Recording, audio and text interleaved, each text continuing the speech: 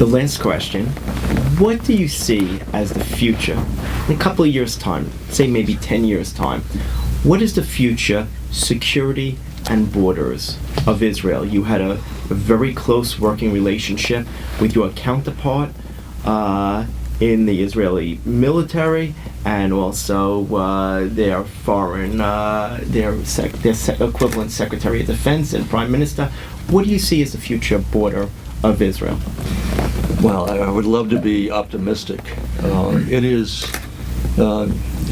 almost an impossible situation to consider. I've always been in favor of a two-state solution.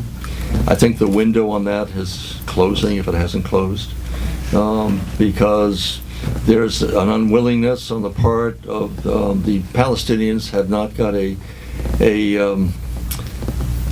single focus group of people who can make decisions. So you've got Hamas that still has power, you've got the authority that has some power, but you don't have a single governing body that can make decisions. So it's very hard for the Israelis to say, hey, I can make a decision dealing with the West Bank, but I can't do it with Gaza, so how do I put this together? So it's very difficult from the Israeli point of view. And the Palestinians are going to say, you keep expanding the settlements, so we keep losing land, so we're not going to agree to anything anymore. So you've got two parties now, or three parties actually, who are not agreeing. And I don't think it bodes well for the state of Israel in the sense of being a democratic country if in fact you have a one-state solution, because they're not going to allow equal rights to the Arab population that will overwhelm them. So it'll be non-democratic and an Israeli Jewish state, but it won't be democratic. So I don't like that particular notion. And But how about the security situation? Iran threat keeps growing. A lot of people say this is a bad deal. What do you see of the future security situation? Like for Prime Minister Netanyahu, he sees around him his borders, basically large fires in most of the countries, except Jordan and a little Egypt. No, there are more. Israel has around a country called the United Arab Emirates. The UAE works very closely with the state of Israel. Their security is likewise concerned about Iran. They see Iran as the biggest threat to the region, not Israel, but Iran. The Saudis actually feel the same way about Israel versus Iran. So they're more concerned about, I don't hear the Saudis or anyone in the region talking about the Palestinians today like I used to. That used to be the number one issue that I would get lectured to by the Arab leaders. That's not the case today. They're mostly concerned about Iran being a revolutionary state that is determined to expand its influence throughout the region. We have helped in one way because we removed Saddam Hussein, who was the real buffer against Iranian expansion. So now you have Iran plus a Shia government in Iraq. So that presents a real problem, plus the ISIS being fighting in the middle of Iraq. So Israel can look around and see some real danger to its existence. They do have Jordan, although Jordan is in danger of being overwhelmed by the refugees. They do have Egypt, although Egypt now is, quote, anti-democratic, right? Here we went from saying we had to be on the right side of history to now saying we're on the wrong side of history because we're supporting stability over democracy in Egypt at the moment because stability is such a fragile thing in the region. But Egypt is on a friendship basis with Israel. So it's Egypt, it's UAE, it's Saudis to a lesser degree. I would say the Saudis are important to Israel's security. And then you've got Iran that poses the biggest threat to them. In the future, I think this, frankly, what's going to happen, this is me just speculating now, I think that President Obama wants a deal with Iran. I think Iran wants a deal with Obama.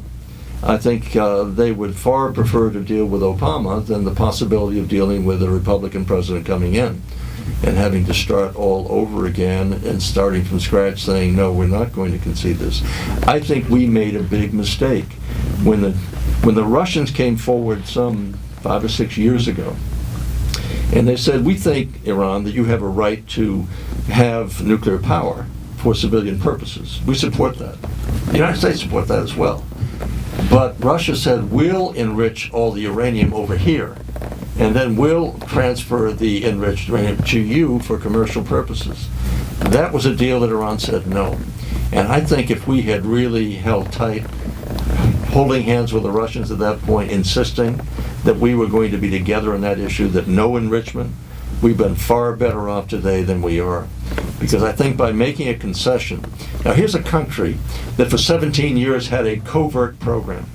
They were secretly building a nuclear weapons capability, and the secret got out. They said, oh, it's only for commercial purposes. We want to build pharmaceuticals and pills and generate electricity. And the question, well, why did you do it in secret if that's the case? UAE wants to do the same thing, but they've got a protocol that we're all supporting. They're not going to do any enrichment on their territory, etc. So you've got a secret program for 17 years, and now you claim it's for commercial purposes, and we say, okay, we'll help you for commercial purposes, and now we want to enrich it ourselves. And so now the enrichment went from 0 to 26%, and now we're negotiating down from that point.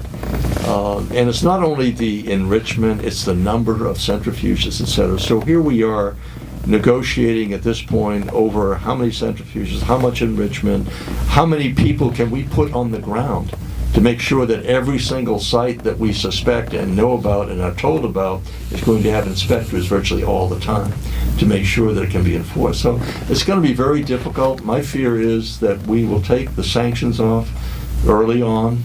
Iran will then have billions of dollars coming into their coffers in which they can certainly spend it for their economic purposes, but also continue to fund their military and terrorist operations. So I think that doesn't bode well for the region. I saw Fareed Zakaria's piece the other day. He said, don't worry about the Saudis getting nuclear weapons. I think we should. I think that they can acquire them. And yes, we can impose sanctions on the Saudis if they do it, but then the UAE will say, if Iran has the capability, we want the capability. Egypt will say the same. So that brings me back to where we've lost, I think, the momentum. And the president thinks he's on the right course, saying this is really an effort to curb proliferation of nuclear weapons, when in fact it might be just the opposite, that ironically we'll see a proliferation because we don't trust, other countries will not trust Iran to comply with the agreement that they negotiated.